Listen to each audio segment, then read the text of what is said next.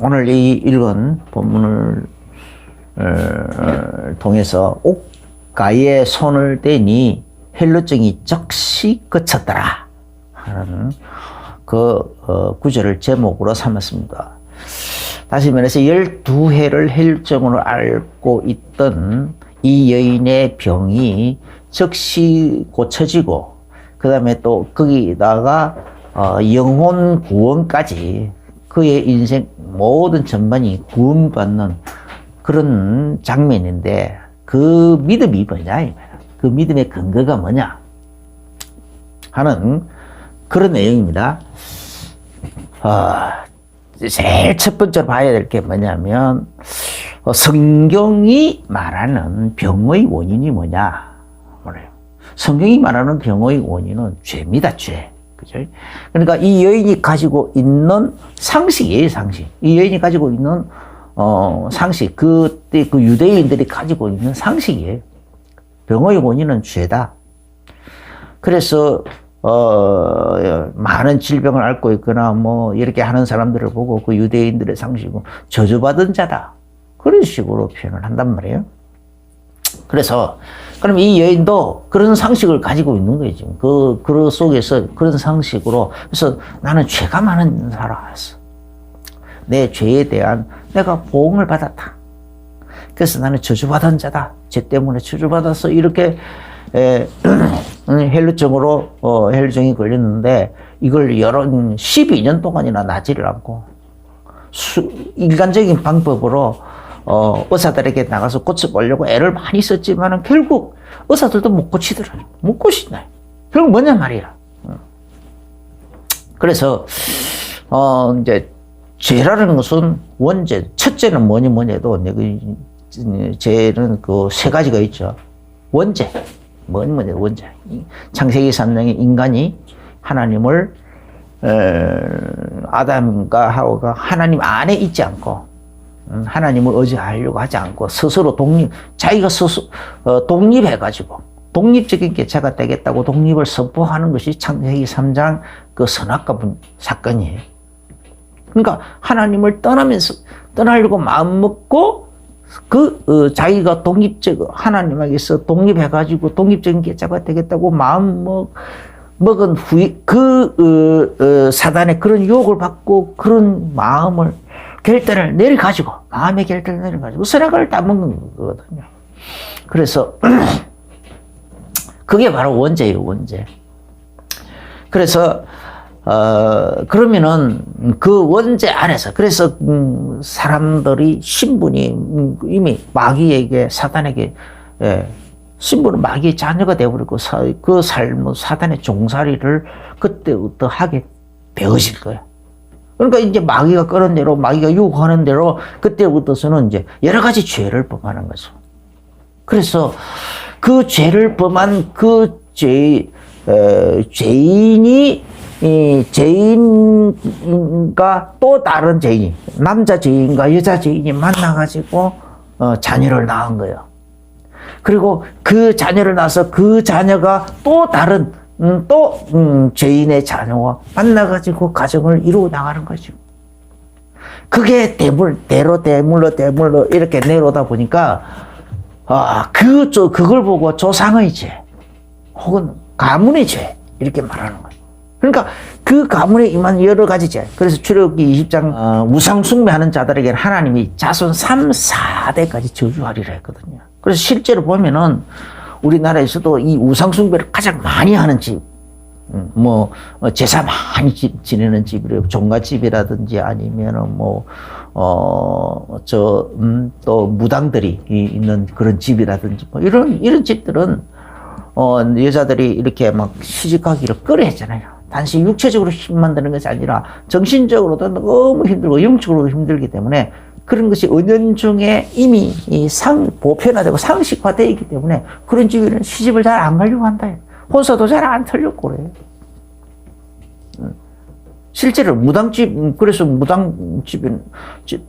집에들은 그래서 그 무당집이나 그런 집에는 보이지 않는 그런 저주들이 엄청나요. 엄청나. 그래서 그걸 보고 조상의 죄, 가문의 죄라고 하는 거예요. 거기에다가 자범죄. 이제 자기 스스로가 이제 자기 욕심에 이제 못 이겨가지고 자기 의지를 가지고 죄를 짓는 거. 이 조상의 죄가 원죄, 조상의 죄 이런 것들은 자기 의지와 상관없이 지은 죄지만은 자범죄라는 것은 자기 의지를 가지고 지은 죄를 말하는 거예요. 그래서 이런 세 가지 이 종류의 죄 때문에 그래서 저주재앙이 끊이지 않는 거죠. 신분도 마귀의 자녀고 삶의 모습도 사단에게 종살이 하게 되는 거고. 그런데 성경이 말하는 또 이 여인이 그래서 그렇기 때문에 이제 이 성경이 그런 가운데서 성경이 말하는 이 죄의 문제, 병의 해결책이 뭐냐 이 말이에요. 그죠? 병의 원인이 죄라면은 그 병을 치료하기 위해서는 그는 어떻게 해야 되느냐 이 말이에요. 병의 근본 원인은 이 죄의 문제부터 해결해야 되지 않겠느냐 이 말이에요. 죄의 문제부터. 그러니까 이 여인은 지금 본인이 그런 지금 몹쓸 병에 걸려가지고 지금 그렇게 고통당하고 있는 거예요 지금. 거기다가 나이 혈류증이 걸린 사람, 그런 이제 혈류증으로 2년 동안 고통당하고 있는 사람 집에 신방을 가봤는데, 우리 교회 교인은 아니었는데, 이제 우리 교회 권찰님이 이렇게 이제 그 사람을 불쌍하게 생각해가지고 그 집에 가서 좀 예배 좀 우리 교회 교인은 아닌데 예배 좀 드리시면 안 되겠냐 그러겠어요. 그러자고. 그래가지고 가서 찾아갔었는데, 그냥 집 안에 집에 문을 열고 탁 들어가는 순간 온 집안이 막 피 비린내로 막 진동을 해요. 그냥 피 비린내 아니고 찌들은 피 비린내. 그러니까 나도 모르게 막 구토가 우악 하고 나오려고 하는 거예요. 차마 막 그 구역감을 억누르려고 애를 썼어요. 그래가지고 억지로 막 그 숨을 들이쉴 때마다 막 구역감이 나오려고 하는데 너무너무 힘들었어요. 그래도 그냥 억지로. 그래서 이 사람은 얼마나 힘들까. 그런 생각을. 그래가지고 복음을 전하고, 예수님을 영접하고, 다시 영접하고 해서 그렇게 기도하고 하는데, 그냥, 즉시 나와버리더라고. 그런 일이 있었어요. 그러니까 이 여인은, 2년도 아니고 12년 동안. 2년에다 거기다가 10년을 더 버틴 거예요. 그래서 온갖 의원들에게 다 보였네.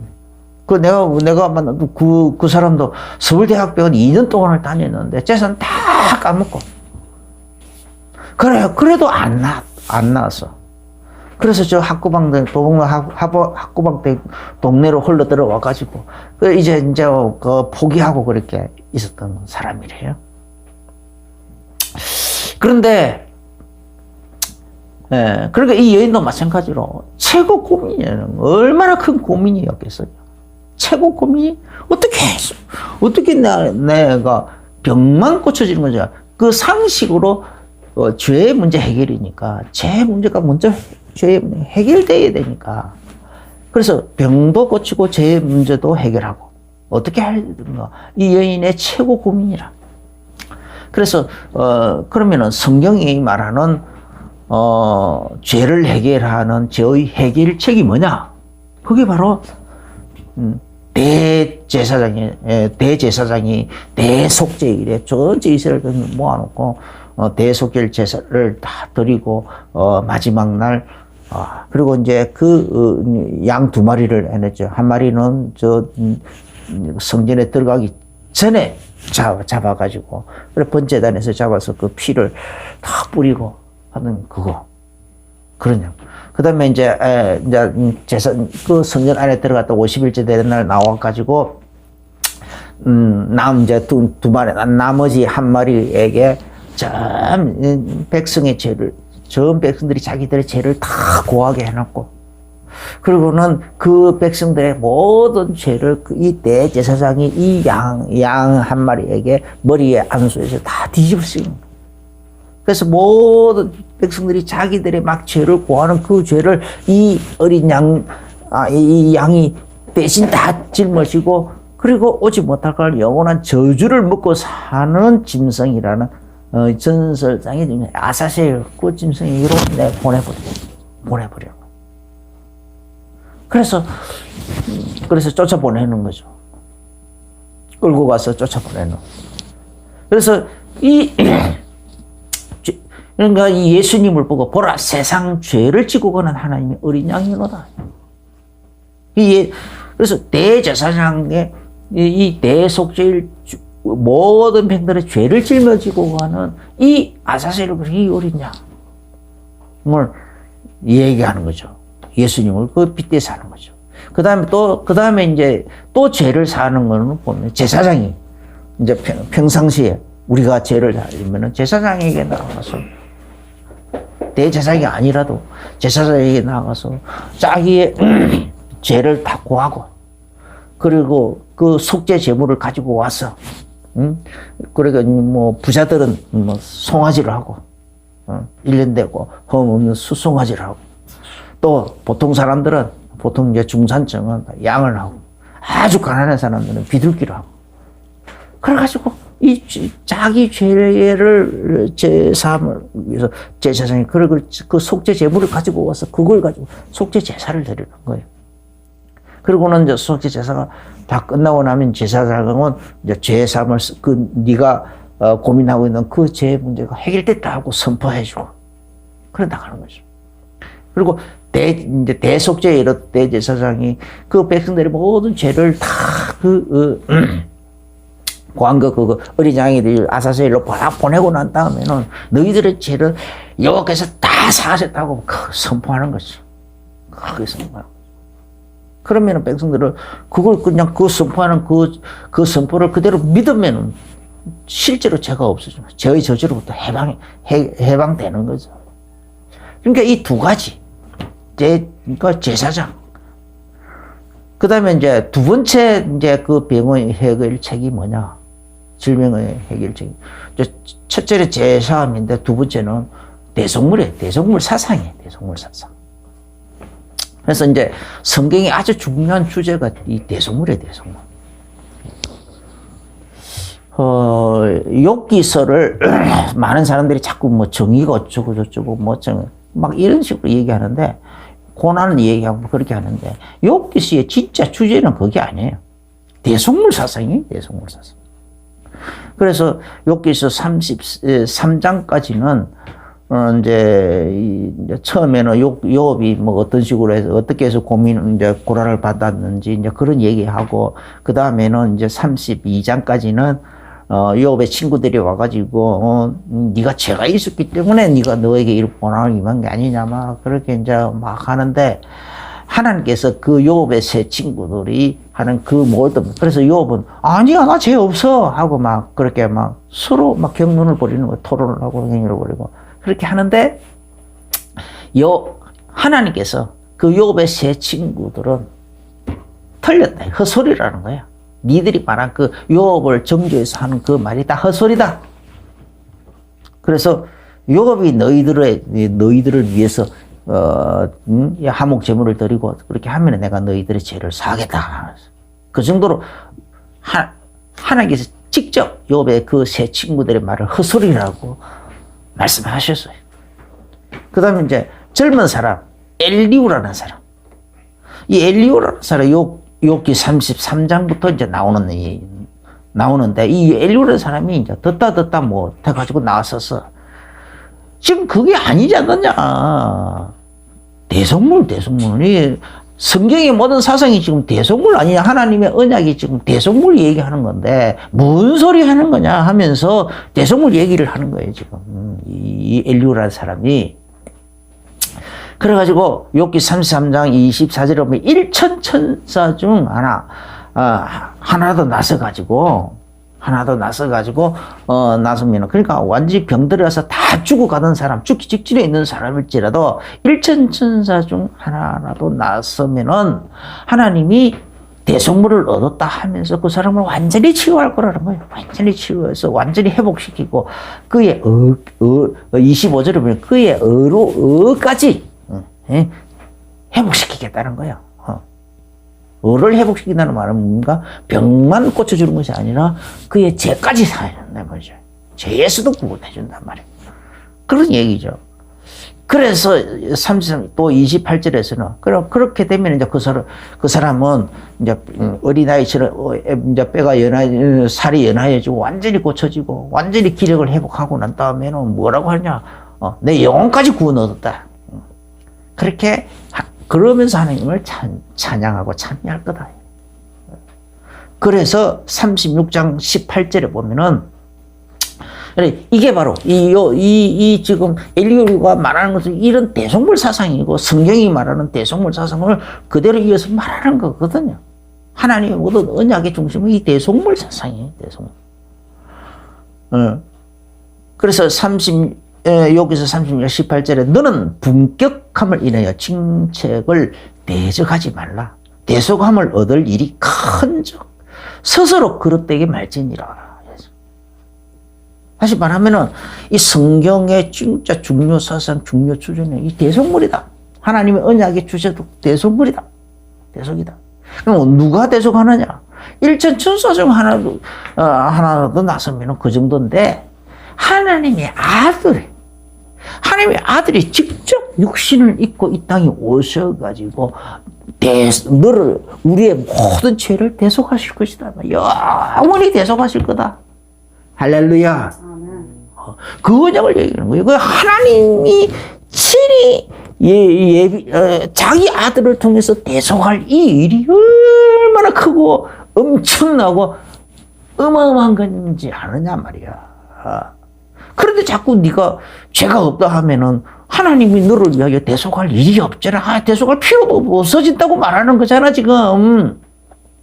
정신 차리란 말이야. 회개하라 이렇게 얘기해요. 지금. 그걸 지금 강조하고 있는 거예요. 그런데 이 성경에 희한하게 이게 개역 한글편에서는 이렇게 대속을 그대로 얘기합니다. 그런데 이 성경 구절을 다른 번역들은 전부 다 전부 정의 타령을 하고 있어요. 지금 이 시대의 트렌드가 뭡니까? 정의하는 거죠. 그걸로 좀 이상하게 이 번역 왜곡시켜놓고 있어요. 근데 우리 교단에서도 지금 답답하게 개역 개정판을 이렇게 바꾸었는데, 거기서도 정의 타령을 하고 있어요. 성경의 흐름은요, 여기서 말하는 성경의 흐름, 중요 주제는 대속물입니다. 대속물.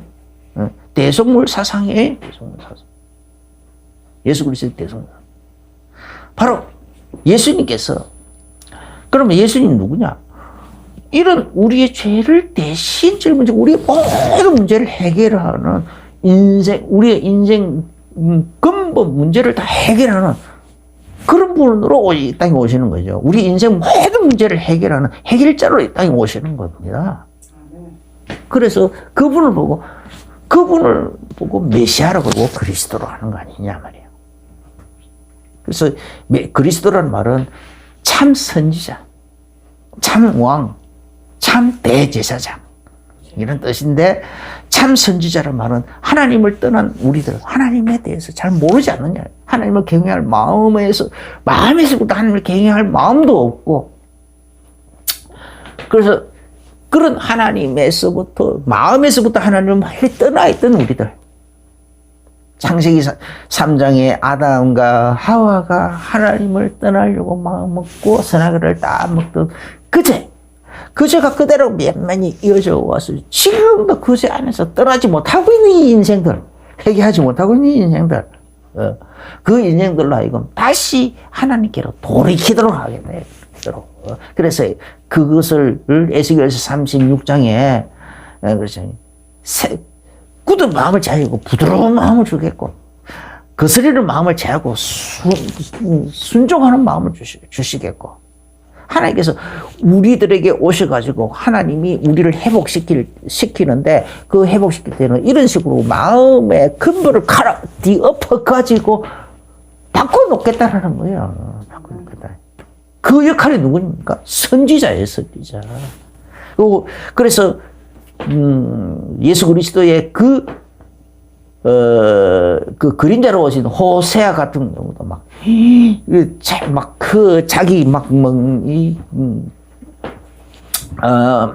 그 음란한 여인하고 장가들은 그 아들 낳고 그 이름까지 적어가면서 그래서 자기 삶을 가지고 예표를 가지고 하면서 말하기 왜 음란한 여인에게 장가들었겠습니까? 그걸 통해서 자식을 낳았겠어요? 하나님께서 이스라엘 백성들에게 하나님께서 장가들려고 하는데 헵시바, 뷸라 막 그런 단어 쓰잖아요.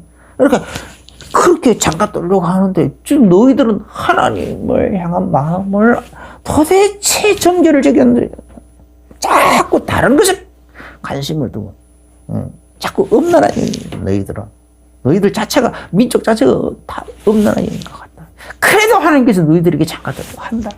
장가들어서 자식을 낳으려고 한다. 그럼 너희들 자녀 그렇게 낳은 자식도 또 보니까 이게 또 음란한 자식. 그래서 그 아들 이름 내 자식이 아니다. 막 이런 식으로까지.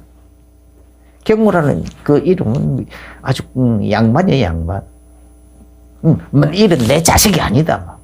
그런 식으로까지 이름을 불렀다. 이름을 지어놓고. 그래서 자기의 삶을, 자기 가정을 가지고 하나의 예표로 삼았어. 그러면서 막 안타까워하면서 통곡하면서 그 백성 돌이키려고. 예레미야 같은 경우는 너무 울어서 이 눈가가 다 문드러질 정도로 너무 항상 눈물을 흘리면서 하나님께 기도하고 호소하고 그리고 또 이스라엘 백성들에게 호소하고 이렇게 하다 보니까 너무 눈가가 다 문드러졌더라고 했어요. 눈물 때문에. 그 정도로 그게 그 선지자의 마음이에요. 선지자의 마음. 근데 예수님도 예루살렘을 향하여 보면서 그것은 예루살렘아 내가 막 그 예루살렘 막 통곡하고 오시더라. 내가 너희를 병아리가 암탉이 병아리를 자기 날개 아래 모으려 한 것이 내가 너희를 모으려 몇 번이더냐 하면서 막 통곡하면서 우시더라. 예루살렘 바라보고. 이게 예수 선지자로 오신 예수. 그 이스라엘 백성들이 그 마음을 어떻게든지 돌이켜서 하나님께로 막 돌려놓으려고 하시는 그 예수. 참 선지자. 할렐루야. 참 선지자. 그리고 그것도 모자라서 예수님은 이제는 더 이상 성령을 우리에게 불어넣어가지고 누구든 예수 그리스도를 구주로 믿는 자들에게는 성령을 불어넣어 주셔서 벌써 성령께서 우리의 마음을 확 뒤집어 놓는단 말이에요. 에스겔서 36장 그 언약대로 그냥 확 뒤집어 놓아서 마음 중심에서부터 진짜 하나님 사랑하는 마음이 불이 듯이 일어나게끔 진짜 그래서 성령 충만 받으라는 거야. 성령 받지 못한 사람하고 받은 사람하고 차이가 어마어마해요. 내가 성령 충만 받아보면 알아요. 요한복음 선생님이 니고데모에게 얘기했잖아요. 성령으로 거듭나야 된다. 물과 성령으로 거듭나야 된다. 바람이 임의로 어디서 왔는지 어디서부터 와가지고 어디로 가는지 알지 못하듯이 성령은 남자도 이와 똑같다. 성령에 대해서 구체적으로 설명하기 힘들지만 성령 충만 받아본 사람은 안다. 그래서 성령 충만 받으라는 거예요. 성령 충만 받으라는 거예요. 그 다음에 이제 찬왕. 이 땅은 전부 사단의 종이 되어버렸죠. 마귀의 자녀가 되어버렸잖아요. 완전히 그냥 공중권세 잡은 자에게 완전히 확 잡혀가지고 종노릇 하고 있잖아요. 그래서 그들을 끊어내려고 하면은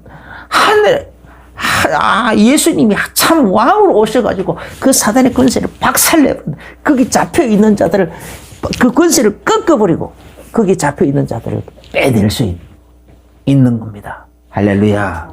그 성령으로 그렇게 하신다는 거예요. 마태복음 12장 28절 29절에 내가 그래서 그걸 말씀하셨죠. 그 다음에 이제, 그 다음에 두 번째는, 이 예수님은 또 왕은 또 천년왕국의 영원한 왕이죠. 우리의 천년왕국에서 우리의 영원한. 그 다음에 또 이제, 또 이제 세 번째 직분이 뭔가 예수님 참 대제사장이죠. 참 대제사장. 참 대제사장은, 우리의 죄를 짊어지고, 영원한 속죄제물로 자기의 몸을 들여서, 자신의 몸을 들여서 영원한 속죄제물로 내온 거.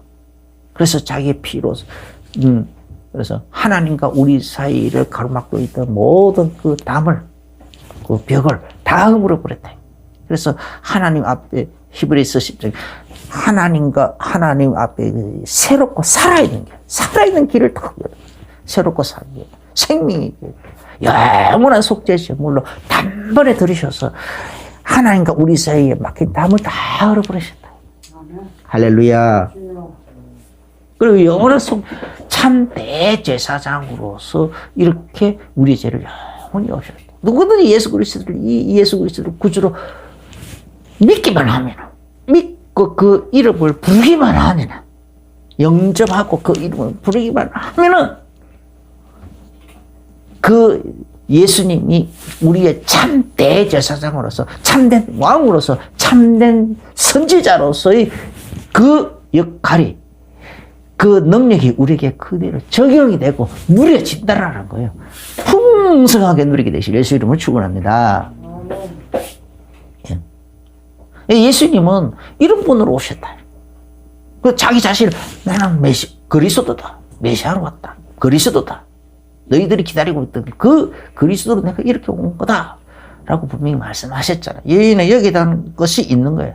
그 다음에 마가복음 10장 45절에 보면은 인자의 온 것은 섬김을 받으려 함이 아니라 도리어 섬기려 하고 자기 목숨을 많은 사람의 대속물로 주려 합니다.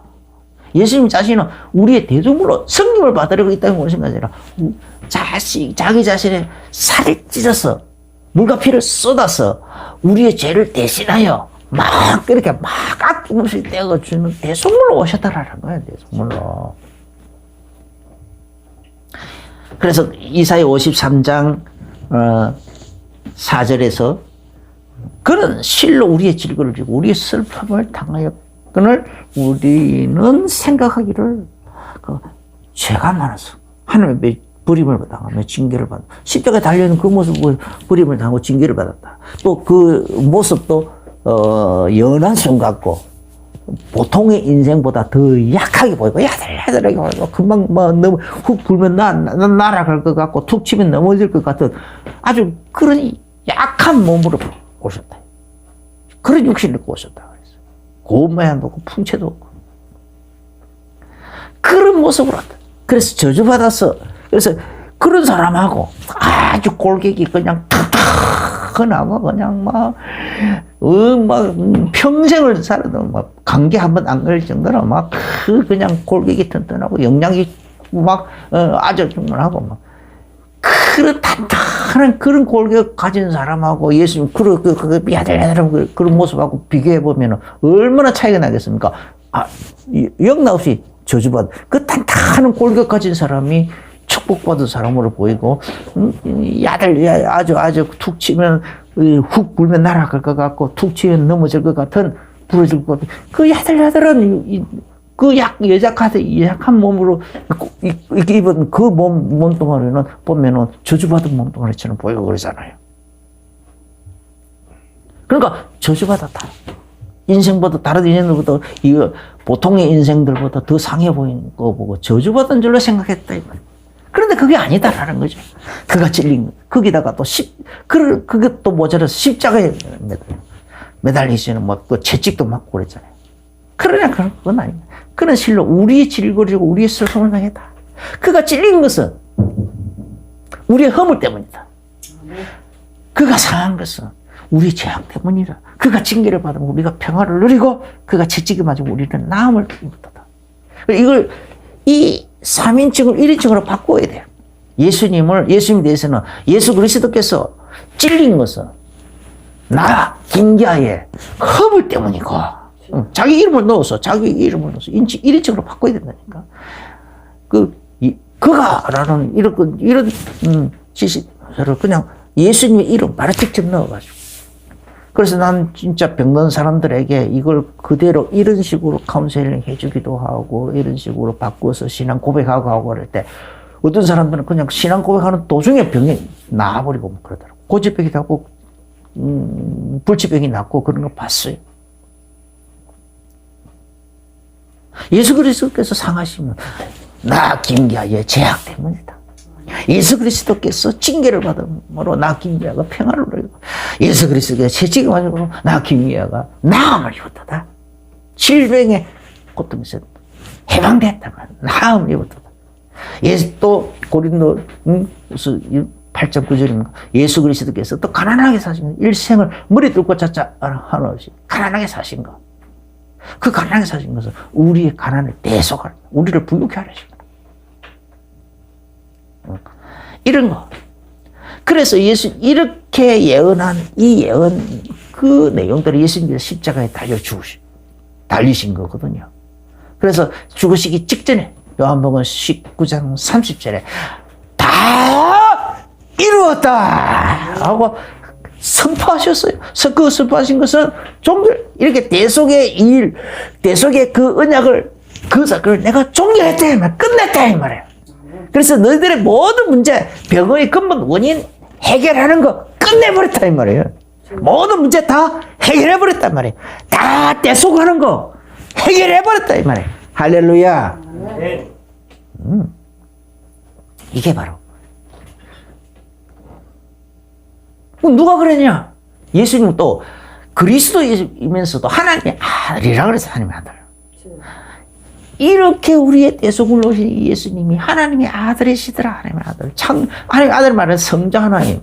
또 창조자 하나님이라는 뜻 아닙니까? 그런데 모세는 이런 하나님의 영광의 얼굴을 보여달라고 막 강청을 하는데도 야만 네가 내 얼굴 바로 보면은 너 죽어. 그래도 강청하니까, 그래도 보여달라고 하니까, 그러면은 내 뒷모습만 봐, 뒷모습. 그것도 뒷모습 전체를 보는 것이 아니고, 발꿈치 보면 살짝 봤어. 그걸 보고도 왔는데, 모세 얼굴에 막 광채가 나가지고, 사람들이 막 눈이 부셔 할 정도로 광채가 나더라고. 뒷모습만 봤던데. 그리고 또 여호와께서 임하신 산이 어디? 시내산이에요, 시내산. 시내산에 여호와께서 강림해 모세와 만나기 위해서 모세에게 막 그 사명을 막 부르고 모세에게 입에 말을 넣어주기 위해서 여호와께서 친히 강림을 하셨는데 그 영광을 그대로 가지고 강림을 하셨는데 그 시내산이 그 하나님의 영광을 감당을 못 해가지고 산이 그냥 부르르 떨고 난리가 나서 산 자체가 막 지진이 일어나고 불고 막 불이 붙고 막 빽빽한 구름이 있고 막 그 속에서 불이 터지고 막 바위가 막 터져가지고 막 날아다니고 불꽃이 막 휙 날아다니고 난리도 아니었어. 신의 산에 하나님 친히 강림을 가서 산이 감당을 못 해가지고 그 영광을 감당 못 해가지고 그랬다. 그런 현상까지 일어났었어. 그죠? 그런 하나님이시라는 거예요. 그 하나님의 본체라는 거예요. 그 하나님 본체. 그러니까 이 여인이 딱 보니까 예수님이 그래서 막 중풍병자에게 중풍병자도 네 재상을 받았다. 덕이 바로 나와버리고 그런 현상이 일어났다고 해요. 하나님 아들이 맞는가 보구나. 그 하나님의 아들, 하나님의 그 본체. 모세 때는 그 정도였는데, 혹시 내가 예수님 앞에 나가서 안수기도 해달라고 그러고, 혹시 그런 정도까지 안 해도 되겠지. 나 정도 되는 이 병은, 나 이 헬루증, 10년 이 헬루증 정도 되는 거는 예수님의 그 옷자락 끝에, 옷을 꽉 움켜 잡는 것도 아니고, 옷자락 끝에 살짝 손만 대도 되겠지. 할렐루야. 어마어마한 하나님의 본체에 대한 이 괴계심, 그리고 그 어마어마한 하나님이 나의 대속물로, 우리의 대속물로 오신 이에 대한 이 대속의 언약에 대한 믿음, 이 두 가지가 다 한데 어우러져 가지고 그 두 가지를 가지고 이런 이 믿음의 행위 나온 거예요. 옷자락 끝에라도 살짝 손만 한번 떼면 되겠지. 그래가지고 된 거예요. 그러니까 당연히 예수님에게서 그런 믿음을 가지고 믿음과 경외심, 그 경외심과 믿음, 하나님의 능력이 그 여인에게 확 빠져나가는 당연한 거예요. 그래서 그런 내용, 그런 걸 보고 마태복음 11장 12절에 보면은 세례 요한의 때로부터 천국은 침노를 당하는 침노를 당하는 침노하는 자 빼앗느니라. 할렐루야. 이 천국을 많이 침노하게 되죠. 예수 이름으로 축원합니다. 침노해서 여러분들 것으로 빼앗으세요. 빼앗아서 누리세요. 침노를 당하는. 이 여인이 지금 예수님이 믿음하고 경외감을 가지고 예수님이 옷자락을 살짝 만졌는데도 예수님께로부터 능력이 쑥 빠져나가 버린 거야, 지금. 쑥 빠져나오는 거. 그게 바로 천국을 침노한 거란 말이야, 천국을 침노한 거. 누가 내 옷자락을 만졌냐, 예수님께서 그러니까. 이 사람들이 막 밀려 들어가지고 서로 밀치고 난린데요. 이러니까, 그거 어떻게 알겠습니까? 하니까, 아니라 나에게서 능력이 빠져나갔다. 그러니까, 아무나 예수님 밀치고 막 했다는 것은 막 이 사람 저 사람 예수님 옷자락 만지고 다 했지만 그런 사람들에게는 그 예수님께로부터 그 능력이 안 빠져나갔어. 그런 사람들은 이런 천국을 침노하는 믿음을 안 가진 거야. 근데 이 여인은 그 믿음을 가지고 꽃자락 끝을 살짝 잡았다니까. 옷가에 손을 대니 헬루증이 적시 그쳤더라. 할렐루야. 엄청나요, 엄청나. 그러니까 이 여인의 이 믿음과 이 경외심이 하나님의 능력의 통로 역할을 한 거죠. 하나님 천국을 침노하는 통로 역할을 한 거죠. 비밀 통로가 된 거야. 비밀 통로. 그 통로는 그냥 천국을 침노해서 빼앗은 거야. 그래서 여인이 나와서 더 이상 숨길 수 없다고 여겨져 가지고 예수님께 나와서 그 자세한 연연을 자기 마음에 그 품었던 것을 다 고백하니까 예수님께서 얘라, 네 믿음이 너를 평안히 가라. 병만 고쳐진 것이 아니고 그 영혼 구원까지 예수님께서 선포해 주신 겁니다. 할렐루야. 이게 됐어요. 또 다른 곳에서 그러니까 이제 어떤 문둥병자 성경 구절 빨리 생각이 안 나는데 어떤 그 하의 내용이 문둥병자 10명이 예수님께 이제 나와서 주여 우리를 불쌍히 여겨주옵소서 막 그러고 하니까 예수님께서 제사장에 가서 몸을 보이라 했단 말이에요. 그래가지고 이제 예수님이 그 말씀을 믿고 이제 가다가 보니까 문둥병이 깨끗이 나와버린 거야. 그러니까 이제 그 중에 한 명이, 그것도 이방인 한 명이, 그러니까 이제 나머지 9명은 와, 우리 이제 드디어 병 고쳐졌다. 지긋지긋한 문둥병에서 고쳐졌다.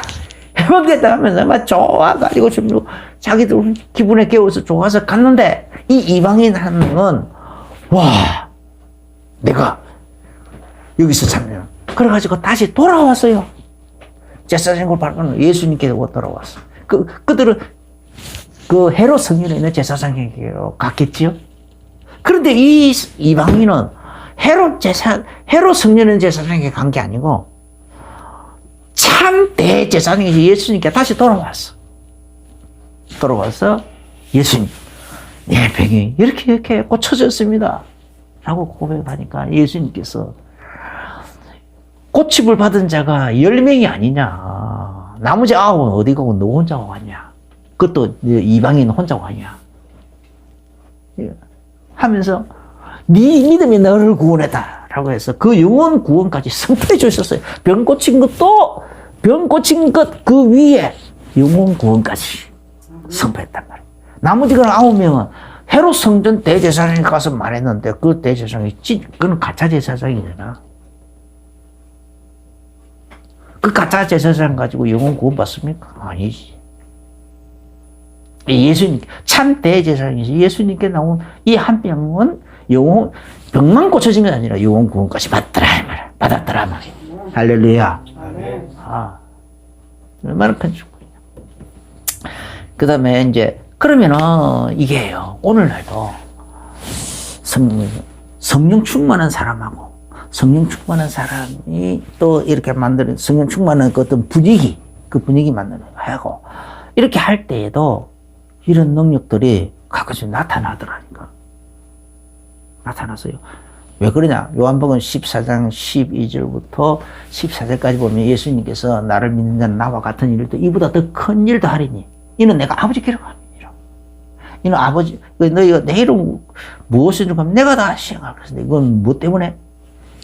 아버지로 하여금 아들로 인해 영광을 받으시려고. 하나님의 영광을 위해서 그렇게 하겠다라는 거예요. 그래서 너희가 내 이름 무엇을 내게 구하면 내가 다 시행할 거라.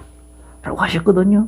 그런데, 그래서 실제로 사도행전 5장에 보면은요, 5장 15절입니까? 그 보면은 베드로 그때 당시 초대교회 예를 들면 큰 성령 충만한 분위기가 되어 있으니까 어떤 사람들은 그냥 베드로 앞에 직접 나가기가 좀 부담스러운, 그렇게 또 분위기 안 만들고 부담한 사람들은 베드로가 잘 지나다니는 골목 위에다가 그 환자를 눕혀놓고 베드로의 그 그림자 있잖아요. 그림자라도 그냥 그 환자 위로 지나갔으면 좋겠다 하고 눕혀놓기도 하고 하더라는 거예요. 그러면은 하나도 병이 안 고쳐지는데도 그렇게 하겠습니까? 그렇게 했더니 병이 고쳐지더라 이 말이에요. 귀신도 쫓겨나고 병도 고쳐지고 하니까 그런 일들이 그런 일들을 하고 있지 않았겠어요. 또 사도행전 19장 12절에도 보면은 사도 바울이 막 한 2년 내지 3년 동안 매일매일 성경 말씀을 전거했더니 사람들이 그 말씀을 듣는 중에 매일매일 그냥 말씀 듣고 기도하고 말씀 듣고 기도하고 말씀을 듣고 이러니까 워낙 성령 충만한 분위기가 만들어져 가지고 별별이라는 능력이 다 나타나더라 그랬어요. 심지어는 어떤 사람들이 바울의 몸에 있는 손수건이나 또 바울이 치고 있던 앞치마 같은 거 그런 거 이제 음식 만드면 이제 벗어 놓으면은 그거 들고 가가지고 병든 사람에게 혹은 귀신 들린 자에게 얹으면은 귀신도 쫓겨나고 병도 고쳐지고 그런 일도 일어나더라는 거예요. 분위기, 믿음. 그렇게 하더라는 거예요. 오늘날도 마찬가지로 우리가 이런 믿음만 가지고 있으면 나에게서도 나타나고 내 주변에서도 나타나고 할렐루야. 다 주인공이 되시고 풍성하게 누리는 정인 되시기를 예수님으로 축원합니다. 기도하겠습니다. 주 예수님 감사합니다. 옷가에라도 손을 대니 옷가에 손을 대니 혈루증이 즉시 그쳤더라 했는데 이런 여인의 이 믿음을 우리가 가지고 살아가게 하여 주옵소서. 진짜 우리가 너무 신앙생활 오래 하다 보니까 하나님께 대한 경외감이 자꾸 무디어들 가는데 우리의 이런 살아계신 하나님 앞에서 이 경외감을 회복하게 하여 주시고 믿음도 회복하게 하여 주시고 그래서 정말 하나님께로부터 나오는 그 엄청난 많은 것들을 천국은 침노를 한다. 침노하는 자는 빼앗는다 했는데 우리가 침노하여 믿음과 경외감을 가지고 침노하여 우리의 많은 것들을 풍성하게 누릴 수 있도록 축복하여 주옵소서. 예수님 이름으로 기도합니다. 아멘. 이제는 우리 주 예수 그리스도의 크신 은혜와 하나님 우리 아버지의 지극하신 사랑하심과 성령님의 내주인덕의 등 충만하신 그 은혜가 오늘 말씀을 받으면서 아멘으로 하다 보면 하나님께 대한 경외감을 회복하고 믿음을 회복하여 천국을 침노하여 예수님의 옷가에 손을 내니 혈루증이 즉시 그치게 된 이 여인처럼 천국을 침노하기로 그래서 하나님이 약속하신 많은 것들을 풍성하게 누리기로 결론을 내리고 결단을 내리며 나가는 모든 성도님들에게 이제부터 영원까지 항상 함께 계실지어다. 아멘.